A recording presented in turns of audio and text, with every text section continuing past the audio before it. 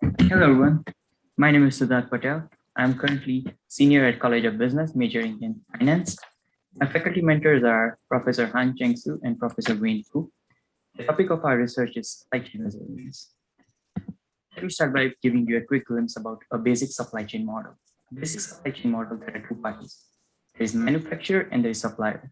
Manufacturer buys raw material from supplier on credit and makes payment anytime between 60 to 120 days, depending on the payment term. The problem over here is that supplier wants to get paid early and manufacturer wants to make payment late. So there is an issue of cash crunch in the industry. Let's move on to supply chain finance model. Supply chain finance model, there are three parties. There is manufacturer, financial institution, and supplier. The basic business relationship between manufacturer and supplier stays the same. The payment terms changes due to entry of financial institution.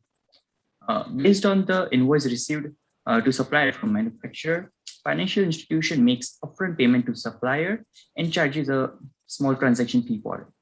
And once the invoice matures, payment date approaches, manufacturer would make payment to financial institution.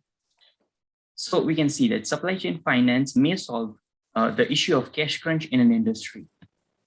Let's move on to our hypothesis. So our hypothesis for the research was what impact supply chain finance has on supplier and manufacturer's firms risk. And following our hypothesis measure, for manufacturer, our measure was account payable days. That is the time period in which manufacturer would make payment to supplier. And after implementation of supply chain finance, we expect that account payable days to increase for manufacturer. For supplier, our measure is account receivable days. That is the time period in which supplier receives payment from manufacturer. And after implementation of supply chain finance, we expect account receivable days to decrease for suppliers. For manufacturer and supplier, we have a common measure that was Altman Z-score. Altman Z-score is a financial measure that predicts the risk of bankruptcy for a firm. And after the implementation of supply chain finance, we expect it to improve or go up for both manufacturer and supplier. Data collection. So I'll walk you through our research process. So step one, we identified 15 companies that had implemented supply chain finance by going through their press releases on Factiva and Business Source databases. 5 out of those 15 companies had recently implemented supply chain finance. We decided not to go ahead with them. So we had 10 companies that we went ahead for the research. In step 2, we studied the supply chain and supply chain finance model of this 10 company, and we identified the top 5 suppliers on Bloomberg database. On step 3, we collected financial and operational data of this 10 companies and their top 5 suppliers on Bloomberg terminal, and we tested our measures on them. We collected data in a pattern, like we collected data 5 years prior to the implementation of supply chain finance, 5 years after implementation of supply chain finance, and we tested our measures on them. Next few slides, I will go over our results or our, what were the results of our measures. So this is a screen print from Bloomberg terminal, and it is the supply chain of P&G. Towards left, you can see that are the suppliers of P&G, and they are sorted according to company exposure. That is the percentage of revenue of supplier depending on coming from P&G.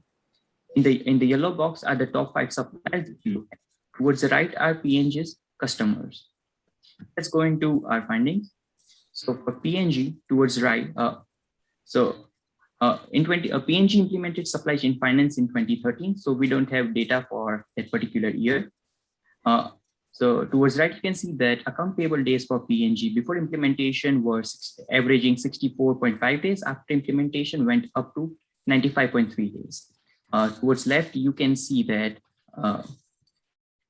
the supplier results, the account receivable days for Jacob Engineering prior to implementation of supply chain finance was 42.2 days. After implementation, went down to 38.3 days. Same is for Jabil, one of the supplier of P&G. Account receivable days went down after implementation. Next slide. This is a slide about Altman Z-score, but we don't see a clear direction of Altman Z-score for P&G. I have one more example for Rolls-Royce, but due to time constraint, I'll move directly to our findings. Our findings, account receivable for most of the companies in the sample supported our hypothesis. Account payable days for most of the companies in the sample also supported our hypothesis. We got mixed results from ultimate z-score. So we think that more research and data are required to achieve a conclusive finding. Thank you.